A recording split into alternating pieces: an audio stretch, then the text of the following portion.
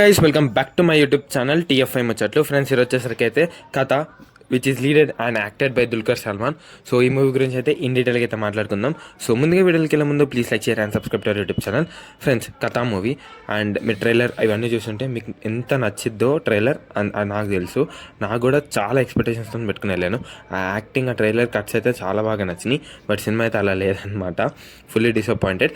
But ఎక్కడ అంటే మొత్తం యాక్టర్స్ లీవ్డ్ బట్ మూవీ డెడ్, ఇదే స్లోగన్తో అయితే వెళ్ళిందనమాట.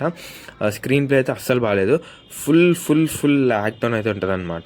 బట్ ఎక్కడ కానీ దుల్కర్ సల్మాన్ కానివ్వచ్చు కానీ ఇద్దరికిద్దరు పోటీ పడి మన అయితే యాక్టింగ్ చేశారనమాట. బట్ ఎక్కడ లెట్ డౌన్ అయిందంటే లైక్ ఫస్ట్లో గురు శిష్యుల మధ్యలో ఈగో క్లాస్తో అయితే మొదలు పెట్టారు. సో అలా వెళ్ళి మధ్యలో లవ్ స్టోరీని ఇరికిచ్చారు. ఆ love story full boring. So end యావరేజ్గా అయితే ఎండ్ చేశారనమాట. సో స్క్రీన్ ప్లే ఎందుకు ఇంపార్టెంట్ అంటానంటే దీనివల్లే మీకు స్టోరీ అయితే ఎక్కదనమాట.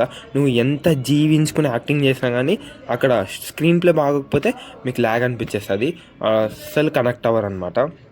ఈ సినిమాలో కూడా యాజ్ ఇట్ ఈస్ అదే జరిగింది. సో దానివల్లే మూవీ లెట్ డౌన్ అయింది, బోర్ కొట్టేసింది. అండ్ యాక్టింగ్ అయితే అందరు బాగా చేశారు. హీరోయిన్ కావచ్చు, రానా కావచ్చు. అండ్ టెక్నికల్ డిపార్ట్మెంట్ వచ్చేసరికి అయితే కెమెరా వర్క్, ఆ cinematography is also top notch, editing also top notch. Music అయితే బాగాలేదు. సో టెక్నికల్ డిపార్ట్మెంట్ ఇది, యాక్టింగ్ అన్నీ చెప్పాను. స్క్రీన్ ప్లే, డైరెక్షన్ అయితే వేస్ట్, స్టోరీ కూడా వేస్ట్, ఆ డైరెక్టర్ వేస్ట్. సో ఇదన్నమాట.